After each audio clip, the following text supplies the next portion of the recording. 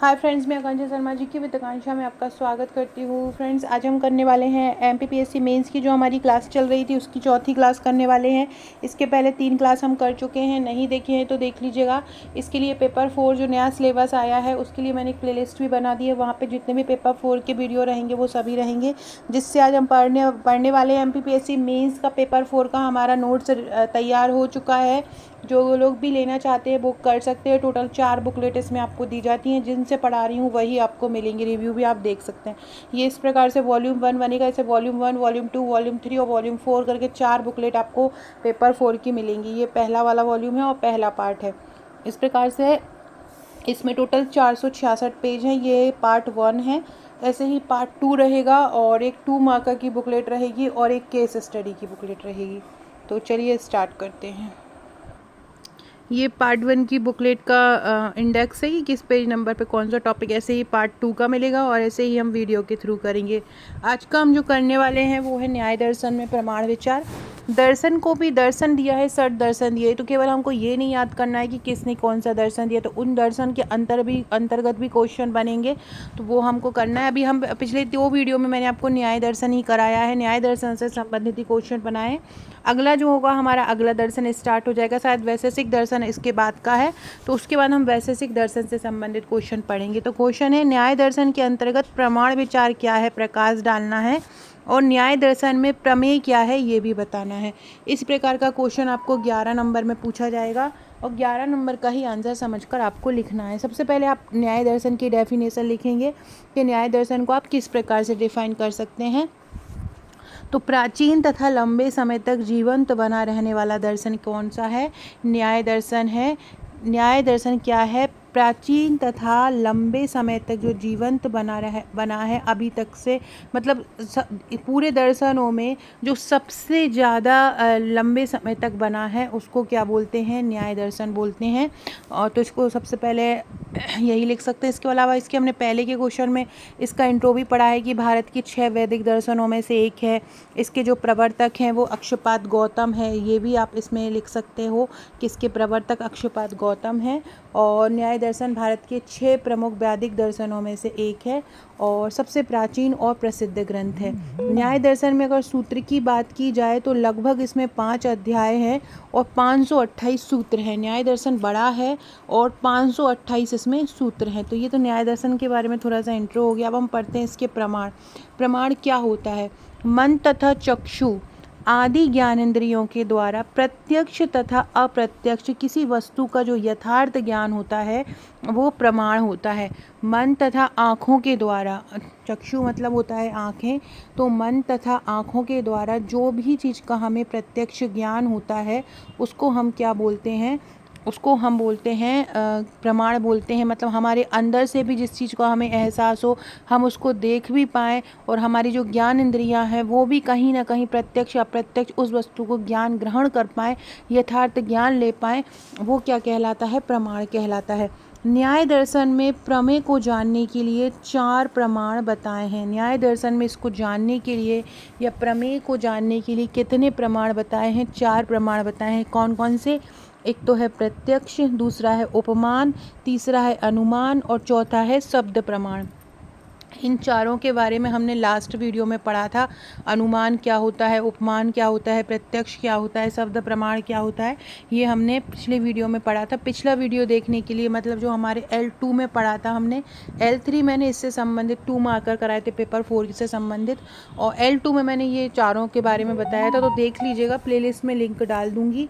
और फिर हम पढ़ते हैं, जो पदार्थ ज्ञान प्राप्त करने की योग्य हो, मतलब ये जो हमें ज्ञान प्राप्त होता है इंद्रियों के द्वारा हमें अप्रत्यक्ष या प्रत्यक्ष रूप से, तो ऐसी चीज़ें जो ज्ञान प्राप्त कराने में हमारी हेल्प करती हैं, जो ज्ञान प्राप्त कराने के योग्य हों, उनको हम बोलते हैं प्रमेय। न्याय दर्शन में 12 प्रमेय माने गए हैं जो इस प्रकार हैं। ये भी आपका 2 नंबर में पूछा जा सकता है कि न्याय दर्शन में कितने प्रमेय माने गए हैं। तो न्याय दर्शन में 12 प्रमेय माने गए हैं जो इस प्रकार। अब हम इन 12 प्रमेयों के बारे में पढ़ेंगे। सबसे पहला प्रमेय है आत्मा। फ्रेंड्स आप देख सकते हैं हैंड रिटन नोट्स कि पढ़ने में बहुत आसान होते हैं, पढ़ने में आपको बहुत इजी लैंग्वेज आपको लग रही होगी। इसी प्रकार का हमारा पूरा मेंस का पैकेज बनेगा। ये हमारा 3rd एडिशन है। इसके पहले 2019 और 2020 के सिलेबस के अकॉर्डिंग हमारे हैंड रिटन नोट्स तैयार हो चुके हैं और ये 3rd एडिशन है जो कि अभी 2024 में नया सिलेबस चेंज हुआ है, उसके अकॉर्डिंग तैयार हो रहे हैं। पेपर 4 तैयार हो गया है। इसके बाद समाजशास्त्र का तैयार हो रहा है। पेपर 2 का सेकेंड पार्ट जो है वो आपको तैयार मिलेगा। फिर आपको एक साथ ही पेपर 5 और 6 भी आपको मिलना स्टार्ट हो जाएंगे। पहला है आत्मा। ज्ञान का जो अभिकरण है वही आत्मा है। ज्ञान जो हमें प्राप्त हो रहा है, जहाँ हमें प्राप्त हो रहा है, वो क्या कहलाएगा? आत्मा कहलाएगा। सभी का दृष्टा, सभी का भोक्ता और सर्वज्ञ, नित्य तथा सर्वव्यापक आत्मा है। ज्ञान का जो अभिकरण है वही क्या है? आत्मा है। सभी का ये दृष्टा है, सभी का ये भोक्ता है। सर्वज्ञ, नित्य मतलब सभी जगह नित्य, हमेशा नित्य रहता, मतलब हमेशा विद्यमान रहता है। और सर्वव्यापक है, वो क्या कहलाता है? आत्मा। दूसरा है प्रमेय। शरीर। न्याय दर्शन के अनुसार शरीर दूसरा प्रमेय है। इसकी प्राप्ति को दूर करने के लिए जो क्रिया की जाती है वह चेष्टा कहलाती है। यह भोगायतन भी कहलाता है। क्या कहलाता है? ये भोगायतन भी कहलाता है। ये 2 नंबर में भोगायतन के बारे में भी पूछ सकते हैं कि भोगायतन क्या होता है। तो न्याय दर्शन के अनुसार शरीर दूसरा प्रमेय है। इसकी प्राप्ति को दूर करने के लिए जो क्रिया की जाती है वो चेष्टा कहलाती है और इसी चेष्टा को भोगायतन भी बोलते हैं। तीसरा जो कारक है वो है इंद्रिय। तीसरा कारक क्या कहलाता है? तीसरा इंद्रिय कहलाता है। तो बाहरी जगत के रूप में रस, गंध, स्पर्श तथा शब्द, इन विषयों का जिससे भी ज्ञान होता है उसको इंद्रिय कहते हैं। मतलब बाहरी जगत की कोई भी चीज़ है उसका हमें गंध के द्वारा ज्ञान हो या हम उसको स्पर्श करके ज्ञान कर पाएँ, हम बोल कर ज्ञान प्राप्त कर पाएँ, तो जिससे भी ज्ञान होता है वो उसको हम इंद्रिय बोलते हैं। इंद्रियां सामान्यतः 2 प्रकार की होती हैं। एक होती है ज्ञान इंद्रिय और एक होती है कर्म इंद्रिय।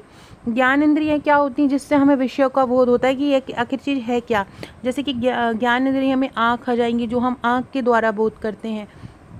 फिर आ जाएगा कान इंद्रिय, जिनको हम कान से सुनकर बोध करते हैं कि ये चीज़ हो सकती है। जीभ जिसको हम चख कर या टेस्ट करके पता करते हैं। नाक जिसको हम सूंघ कर करते हैं और त्वचा जिसको हम स्पर्श करके करते हैं। तो ये चीज़ें क्या होती हैं? ज्ञान इंद्रियाँ होती हैं। कर्म इंद्रिय क्या होती हैं? हाथ, गुदा, पैर, लिंग, मुँह, जिनको कर्म करके हमें ज्ञात होता है। तो कर्म इंद्रियाँ होती हैं जो हमारे शरीर जिन चीज़ों को लेकर कर्म करता है। जो इंद्रियाँ हमारे शरीर में कर्म करती हैं वो कर्म इंद्रिय कहलाता है। और जिनको छू कर, बोल कर, टच करके हमको ज्ञात होता है वो ज्ञान इंद्रियां कहलाती हैं। इस प्रकार ये इंद्रियां क्या होती हैं? 2 प्रकार की होती हैं। अब चौथा होता है अर्थ। ये अर्थ क्या होता है? ये अर्थ 2 नंबर में भी पूछा जा सकता है। अर्थ के 5 प्रकार होते हैं। कौन कौन से? रूप, रस, स्पर्श, गंध, शब्द। ये पांचों क्या होते हैं? अर्थ के 5 प्रकार होते हैं।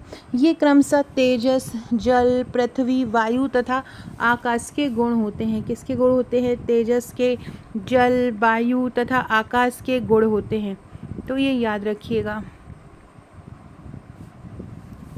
ये चौथा हो गया। चौथा उपमेय क्या हो गया? तेजस हो गया। तेजस का मतलब हो सकता है कि कोई भी चमक होती है, सम्मान होता है, अग्नि होती है, उसको आप तेजस बोल सकते हैं।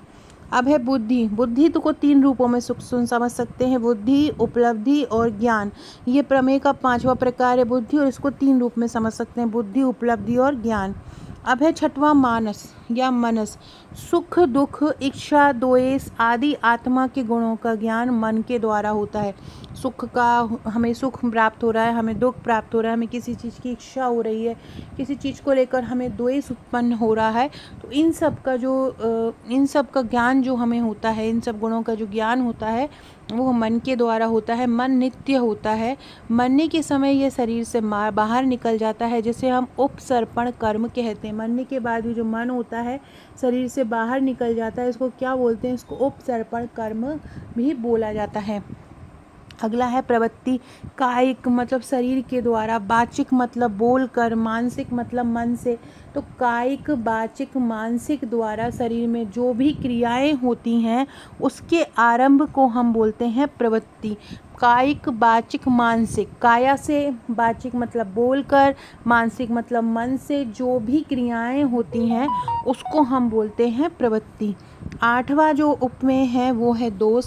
जिसके कारण प्रवृत्ति हो वही दोष होता है। ये जो प्रवृत्ति होती है वो जिसके कारण से होती है वही दोष होता है, जैसे कि राग, द्वेष तथा मोह, ये कारण है। अगला है प्रेत्यभाव। मरने के बाद दूसरे शरीर में जीवात्मा की स्थिति को प्रेत्यभाव कहते हैं। मरने के बाद जो दूसरा शरीर होता है उसमें जीवात्मा जो रहती है उसको प्रेत्यभाव कहते हैं। उदाहरण परलोक का होना। मरने के बाद दूसरे शरीर में जीवात्मा की जो उपस्थिति हो जाती है, जो हमारी आत्मा जो रहती है दूसरे शरीर में चली जाती है, एक शरीर से दूसरे शरीर में जाती है, उसको बोलते हैं हम प्रेत्यभाव। अगला है फल। सुख व दुख का संवेदन होना ही फल है। हमको सुख प्राप्त हो रहा है, हमको दुख प्राप्त हो रहा है, उसकी संवेदना होना ही क्या कहलाता है? फल, जो परिणाम प्राप्त होता है। दुख क्या होता है? दुख को हम पीड़ा, ताप, क्लेश कहते हैं। अपवर्ग क्या होता है? अपवर्ग को मोक्ष कहते हैं। अर्थात जीवात्मा के 21 प्रकार के दुख तथा दुख के कारण जब नष्ट हो जाएं तभी वह जीवात्मा मुक्त हो कहलाती है। निष्कर्षतः न्याय दर्शन में प्रमाण का अर्थ है व्युत्पत्ति के आधार पर मार्गदर्शन करने वाला। लास्ट में हम निष्कर्ष भी लिख लेंगे। सबसे पहले हमने इंट्रो भी डाल लिया, उसके बाद हमने उसकी विषय वस्तु भी डाल ली। आगे का क्वेश्चन करने से पहले फ्रेंड्स, ये हमारा MPPSC मेंस का पैकेज है पूरा, आप ये देख सकते हैं। ये पूरा, इसमें टोटल आपको 4 बुकलेट दी जाती हैं। वॉल्यूम 1 आपको दर्शन शास्त्र, मनोविज्ञान, लोक प्रशासन की दी जाती है। इस प्रकार से इसमें ये हैंड रिटन नोट्स कवर है। जिस प्रकार मैंने अभी आपको वीडियो में पढ़ाया है यही इस बुकलेट का है। दूसरा जो बुकलेट है वो उद्यमिता प्रबंधन, व्यक्तित्व विकास की है, वॉल्यूम 2। इसमें प्रबंधन, गतिविधि, मानव संसाधन प्रबंधन, इनको बढ़ाया है। तीसरी बुकलेट जो है वो 2 मार्कर की है, पेपर 4 की 2 मार्कर की बुकलेट। इसमें करीब 500 प्लस 2 मार्कर कवर किए गए हैं पूरे एथिक्स के। और वॉल्यूम 3 जो है वो केस स्टडी की है, इसमें केस स्टडी को कवर किया है। सो फ्रेंड्स, ये है हमारे आज का वीडियो और ये है हमारे आज के क्वेश्चन। जो हमारा इस प्रकार से जो वाइंडिंग की हुई बुकलेट आपको दी जाती हैं, इस प्रकार से बॉन्डिंग की हुई है, 2 मार्कर मिलेगी, ये केस स्टडी मिलेगी, इस प्रकार से बुकलेट आपको दी जाएंगी। तो अगर आप मंगाना चाहते हैं तो मंगा सकते हैं हमारे नोट्स।